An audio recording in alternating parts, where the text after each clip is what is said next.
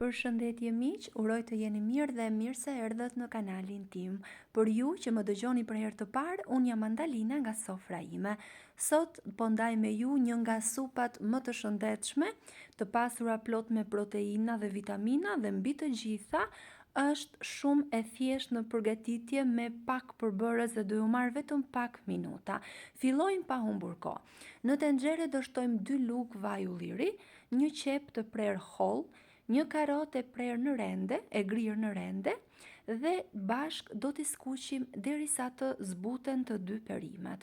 Pasi janë gati, do shtojmë rreth 200 gram spinaq të prerë shumë holl dhe do vazhdojmë skuqjen edhe për pak derisa të bjerë volumi. Pasi është gati, do shtojmë një lugë çaj krip dhe ujë e vendosim të zjej. Nëse dëshironi, mund ta përgatisni edhe me lëng mishi. Dua t'ju kujtoj se nëse jeni i ri në kanalin tim, ju ftoj të hidhni një sy recetave të mia dhe nëse ato ju pëlqejnë, mos harroni të bëni subscribe dhe të shtypni butonin e ziles.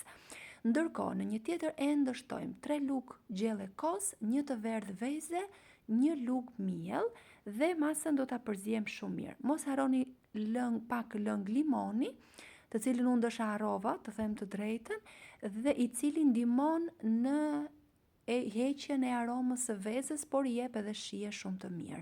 Do shtojmë pak nga lëngu i supës duke e përzier vazhdimisht në mënyrë që të mos na pritet veza dhe pasi është gati do t'i bashkojmë të dyja masat.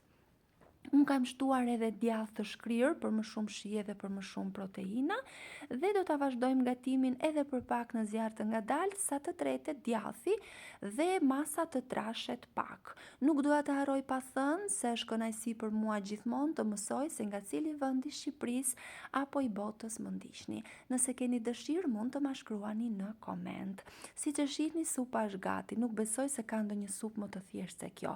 Shoqëroj me pak vaj ulliri sipas dëshirës. Si ju duket kjo recet? Nëse ju pëlqen, për të më mbështetur, mos harroni të bëni like dhe të lini përshtypjen tuaj në koment. Faleminderit!